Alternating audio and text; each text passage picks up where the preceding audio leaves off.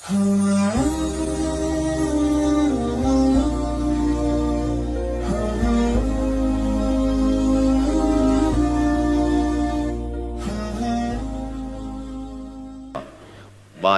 kalau kiamat tiba-tiba terjadi. Begitulah agaknya terkejutnya kita. Kiamat terjadi tapi belum sempat berbakti kepada orang tua. Dosa belum sempat meminta maaf. Silap dan salah berapa kali kita kencing di kainnya yang bersih. Berapa kali dia tidak jadi tahajud gara-gara kita menangis dari Isya sampai subuh. Pakai pengawet nangisnya. Tapi kita tak pernah sadar itu. Kita menganggap kita di dunia ini dibesarkan angin. Kita menganggap kita ini bangsawan, bangsa yang hidup di awan. Berapa kali dia tidak jadi sholat duha gara-gara kita kencing. Berapa kali nasi yang sudah mau disuap masuk ke mulutnya tak jadi. Bahkan dia tidak makan sama sekali. Dan berapa kali makanan dia belikan hanya untuk susu, hanya untuk menyenangkan kita. Pernah kita balas. Dan dia tidak pernah minta balas itu. Oleh sebab itu siapa yang mengingatkan? Abdul Somad diberikan judul berat ini. Judul yang paling berat ceramah tentang orang tua, tentang ibu, tentang ayah. Jarang saya mau menerima judul-judul pengajian. Ini pun dikasih tahu setelah sampai di sini. Maka saya belok-belokkan dikit. Air mata udah mau menetes, belokkan lagi. Nanti kalau saya nangis di sini, siapa yang ceramah kalau saya nangis? Oleh sebab itu maka yang orang tua yang masih ada, beruntung dan bertuah, bawakan dia rumah makan. Ada sahabat saya namanya Ustadz Lukman di Pontianak, bukan Kuntilanak. Mereka punya program namanya Bawa Ibu ke Rumah Makan. Keren nama programnya. Bawa orang tua ke rumah makan. Nanti hari libur adik-adik anak-anakku sekalian libur, bawa ayah, bawa ibu ke rumah makan. Ketika Ustadz Lukman cerita itu ke saya, Ustadz Somad, kita punya program baru nih. Apa nama programnya Ustadz? Bawa ibu ke rumah makan. Alhamdulillah Ustadz Lukman, seluruh rumah makan di Pekanbaru tempat tinggal saya itu, semua sudah saya bawa almarhumah saya. Saya bawa sup tunjang, saya bawa rendang, saya bawa goreng ayam, saya bawa goreng puyuh, saya bawa. Cuman ada rumah makan ular sawah itu yang tak saya bawa singgah. Lain dari itu sudah saya bawa. Tak ada penyesalan dalam hati, senangkan hatinya. Apa pakaian yang dia suka? Orang tua itu tidak minta yang besar, asal ada saja. Pulang dari Yogyakarta sampai ke rumah, ini tadi ada nampak sedikit tanda terkenang. Kalau banyak makan sendiri. Ketika dia senang melihat itu, bahagia hatinya, nampak senyum di tepi bibirnya, pada saat itulah rahmat Allah terbuka. Pada saat itulah ridha Allah datang. Mengapa sulit mencari pekerjaan? Mengapa payah mencari penghidupan? Salah satu yang mempersempit ridha Allah itu adalah karena tidak berbakti kepada orang tua. Oleh sebab itu maka judul tema yang diberikan birrul walidain, berbakti kepada orang tua, bahagiakan. Ini ada juga ini anak-anak yang sudah sukses ini, papa, mama sudah meninggal, papa jangan risau, silakan terbang ke Yogyakarta, ada adik di sana, silakan terbang ke Surabaya, ada kakak di sana, silakan terbang ke Kuala Lumpur, ada keluarga di sana, jangan hiraukan. Kata bapaknya, kalian terbangku saja kalian pikirkan, kemana aku hinggap tak kalian pikirkan. Ada sebagian orang ketika ibunya meninggal dunia, marah dia, mengamuk dia anggap kebahagiaan itu sudah hilang, padahal membahagiakan orang tua dua-dua adalah tanggung jawab kita. Kalau dua-duanya sudah tidak ada Pak Ustadz, masih ada keluarga. Ada keluarga. Al-khalah bimasabatil saudara ibu, kakak ibu, adik ibu, sama seperti ibu. Sambung lagi silaturahim, buat dia senang, buat dia bahagia. Man ahabba yubsatalahu fi rizqihi, siapa yang mau lapang rezekinya, wa yunsa'alahu fi atharihi, dipanjangkan umurnya, falyasil rahimahu, hendaklah dia menyambung tali silaturahim. Saya ceramah di satu kota. Sampai di kota itu saya melihat rumah besar, megah, mewah, seperti istana. Cuman saya segan mau nanya, gak mungkin saya tanya, Pak, ini hasil dari apa? Saya tengok, saya ngangguk. Kawan-kawan saya yang ikut di situ seperti ngelihat kucing semuanya. Besar, mantap. Setelah duduk, makan, habis makan, minum, habis itu Sohibul Bait yang punya rumah pun cerita, Ustadz Abdul Somad, iya Pak, dulu ini hanya bambu-bambu yang dikasih daun, yang dikasih terpal. Tempat apa Pak? Tempat ibu saya buat pengajian. Setiap tahun dibuat begitu, pasang tiang-tiang kayu, pasang terpal, daun-daun, pengajian ramai. Sampai akhirnya saya berkata, Bu, pengajian kita hentikan saja, stop. Saya tidak sanggup lagi pasang tenda, pasang terpal ini. Tapi akhirnya apa kata ibu saya, nanti setelah saya tidak ada, pengajian ini terus kamu buat. Allah bukakan pintu rezeki Ustaz Somad. Inilah yang terjadi sekarang. Saya belikan orang tua saya itu rantai, saya belikan gelang, saya belikan cincin. Bulan depan saya datang, sudah nggak ada lagi.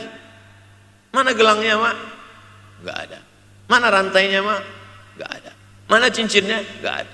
Kemana? Itu kan emas mahal. Sudah saya jual. Untuk apa? Untuk bersedekah ke fakir miskin. Rupanya gelangnya, rantainya itu habis dia berikan sedekah fakir miskin. Tobatkah si bapak untuk berbakti? Tidak. Bulan depan dia belikan lagi. Sampai akhirnya diberikan Allah balasan melimpah ruah. Ternyata ini rahasia dari keberhasilan hidup, karena menyenangkan hati orang tua. Saya tak sebut nama, saya tak sebut lokasi, tapi yang mau berkunjung nanti saya kasih lokasi tepatnya. Saya kasihkan nanti alamat dari Google, saya kasih. Supaya melihat secara nyata, kalaulah rezeki itu hanya diberikan kepada orang yang bersungguh-sungguh, pergi pagi pulang petang, peras keringat, banting tulang, maka tentu yang kaya itu adalah sapi yang membajak dari pagi sampai sore. Kalaulah kekayaan, keberhasilan itu diberikan yang paling pandai memanjat, maka tentu yang kaya itu monyet. Tapi Allah berikan kepada siapa? Yang dia ridhai. Dan penyebab ridha Allah itu adalah karena orang tua yang senang hatinya. Yang sempat durhaka, tidak sempat minta maaf, meninggal dunia dia sudah, apa boleh buat? Kau sudah booking seat di neraka. Yang sudah sempat durhaka, tidak sempat minta maaf, meninggal dunia gara-gara dia pecandu narkoba, pemabuk, pezina, mati. Orang tua dalam keadaan susah. Berapa kali saya ketemu ibu-ibu selesai pengajian, pergi saya ke tempat parkir, ibu tua 70 tahun menangis. Ibu nangis kenapa Bu? Anak saya Pak Ustadz. Kenapa dia? Disuruhnya saya jual tanah. Mama jual tanah. Untuk apa mama megang tanah? Udah tua aja pun jual. Mestinya anak itu yang menyenangkan hatinya di hari tuanya, bukan malah menyuruh jual tanahnya. Jual tanah supaya dia bisa bangun rumah, jual tanah supaya dia bisa menyekolahkan anak-anaknya. Na'udzubillah. Sudahlah tidak membahagiakan, malah menyusahkan. Ustadz, anak saya nyuruh saya jual tanah saya supaya dia senang, supaya dia dapat duit. Gimana nih Pak Ustadz? Mungkin si ibu berharap saya menjawab, ibu sabar aja ya Bu, sabar ya. Ibu salah tanya Bu. Kalau mau sabar cari ustadz lain, ada spesialis sabar, bukan saya. Begitu dia kasih tahu, anak saya maksa saya jual tanah saya. Pak Ustadz gimana? Mana alamat rumah anaknya? Mana? Saya mau datang. Mana? Anak durhaka, neraka jahanam tempat kau.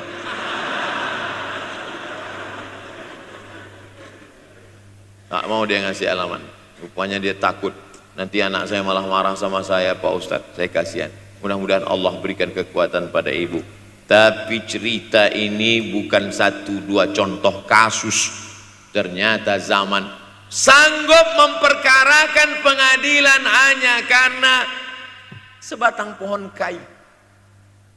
Atau cuma saya yang dapat berita aja? Adik-adik ada juga dapat kiriman itu? Sanggup memperkarakan sebatang pohon kayu. Padahal kalau kau jual semua kebunmu itu, belum tentu dapat menebus. Datang seorang laki-laki mengadu kepada Nabi Muhammad SAW. Ya Rasulullah, ini bapak saya ini kurang ajar sekali. Bapaknya kurang ajar? Diambilnya harta saya ya Rasulullah. Gimana ini ya Rasulullah? Apa kata Rasulullah SAW? Anta wa maluka li abik. Anta sampai ke tempat kita jadi ente. Anta wa maluka, ente, harta ente, li abik, punya bapakmu. Jangankan hartamu yang di rumah itu, dirimu pun punya bapakmu. Nabi membela, seolah-olah Nabi berkata, apa yang diambil itu belum ada apa-apanya dibandingkan melepuh kulitnya untuk memberikan engkau sesuap makanan yang halalan thayyibah. Orang yang durhaka pada orang tuanya, insya Allah anaknya juga akan durhaka kepada dia. Oleh sebab itu maka jangan pernah durhaka. Kalau sempat durhaka lalu kemudian meninggal dunia dia, Pak Ustadz, sudah meninggal pun tetap masih bisa berbakti. Pertama dengan doa, kedua dengan sodakoh. Kalau kebetulan rezeki banyak sodakoh. Kalau tidak ada rezeki melimpah, doa. Bangun malam, Rabbi firli wali walidayya warhamhuma kama Rabbi firli, ya Tuhanku ampunkan aku, wali walidayya, ibu dan ayahku, warhamhuma, sayangi mereka berdua, kama, sebagaimana Rabbayani shaghira, sebagaimana mereka mendidik aku. Coba kita lihat susunan kalimatnya, seperti ada kekeliruan kalimat. Na'udzubillah, mana mungkin kalimat Allah keliru. Allah ingin menegur kita, sayangi mereka sebagaimana mereka mendidik aku. Mestinya kalimatnya kan tidak begitu, sayangi mereka sebagaimana mereka menyayangi aku. Tapi ternyata sayang belum tentu mendidik, tapi mendidik pasti sayang. Karena bunyi kalimatnya, sebagaimana mereka mendidik aku. Jadi banyak juga anak-anak ini tidak sayang karena salah didik. Disangka sayang itu dengan ngasih motor, disangka sayang itu dengan ngasih gadget, disangka sayang itu dengan ngasih transfer uang yang berlebihan. Belum tentu sayang. Dulu ada insinyur arsitek yang membangun salah satu rumah keluarga saya. Kuliahnya di Jogja, cerita dia. Dulu saya kuliah di Jogja, Ustadz Abdul Somad, insinyur. Terus teman kami sakit di kos-kosan. Kami bingung mau nelpon siapa. Akhirnya datang mobil mewah, parkir polisi, tentara, ramai. Barulah kami tahu rupanya dia anak menteri. Jadi sayang orang tua itu bukan mesti dibelikannya apartemen, dibelikannya mobil, belum tentu. Boleh jadi itu justru menjerumuskan anak. Diberikan apartemen, diberikan mobil mewah, habis 2 bulan kena virus HIV AIDS. Tapi kalau dibuatnya kita jauh, saya yakin adik-adik kuliah di Universitas Ahmad Dahlan, ada yang dari timur Indonesia, ada yang dari Sumatera, lalu kemudian di tengah kesendirian, belum makan, uang kos belum bayar, transfer macet, datang setan berbisik, hei sebetulnya kau anak yatim piatu yang dibuang.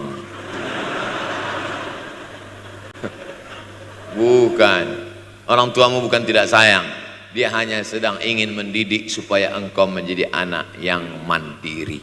Maka nanti kalau sedang duduk termenung gitu, tiba-tiba datang bisikan, pergilah cari jembatan, terjunlah. Maka saat itu katakan dalam hatimu, lawan, hei setan. Orang tuaku sayang kepadaku, dia hanya ingin supaya aku mandiri. Ada orang tua yang salah didik kepada anak-anak, sampai mengikat tali sepatu pun anak tidak pandai. Baru mau ngikat tali sepatu sudah diikatkan, baru mau makan sudah disuapkan. Akhirnya anak tidak punya keberanian untuk hidup. Harta dia punya, uang dia punya, materi dia ada, satu yang dia tidak punya, tidak ada mental. Tapi anak-anak, adik-adik Universitas Ahmad Dahlan adalah orang yang punya keberanian untuk hidup. Betul? Yang di hadapan saya ini, siapa yang tidak punya keberanian hidup? Ini yang jam 5:30 masih belum hidup lagi. Ada ini tidak punya keberanian untuk hidup, hidupnya terlambat. Tapi mahasiswa Universitas Ahmad Dahlan punya keberanian untuk hidup. Bahkan mungkin dia lebih dulu hidup daripada saya. Lebih dulu bangun dia tadi. Alhamdulillahillazi ahyana ba'da ma amatana wa ilaihin nusyur. Tengok jam. Oh, rupanya masih jam 1. Tidur lagi. Saudaraku yang dimuliakan Allah Subhanahu wa taala. Maka my life, my adventure. Hidup saya adalah petualangan saya. Ini yang mau kita harapkan. Berani menghadapi tantangan. Ada orang yang menganggap hidup ini ya simpel-simpel aja lah Pak Ustadz. Tapi ada orang ingin hidup ini penuh dengan perjuangan. Sama seperti makanan.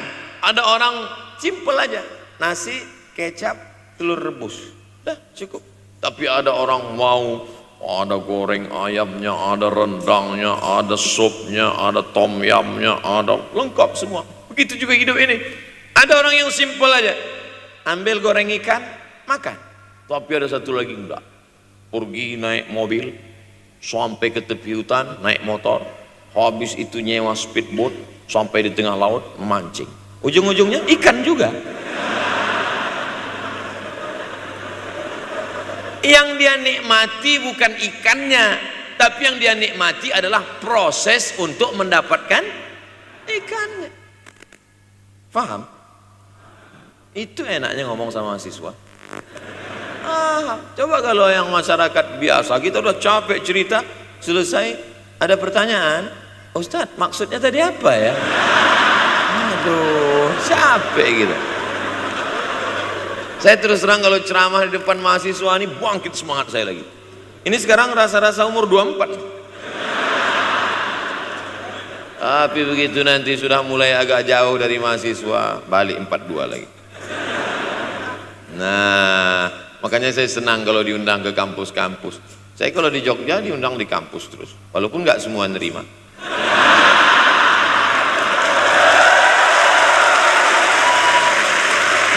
Saudaraku yang dimuliakan Allah Subhanahu wa taala, maka kita harus sering-sering bersama.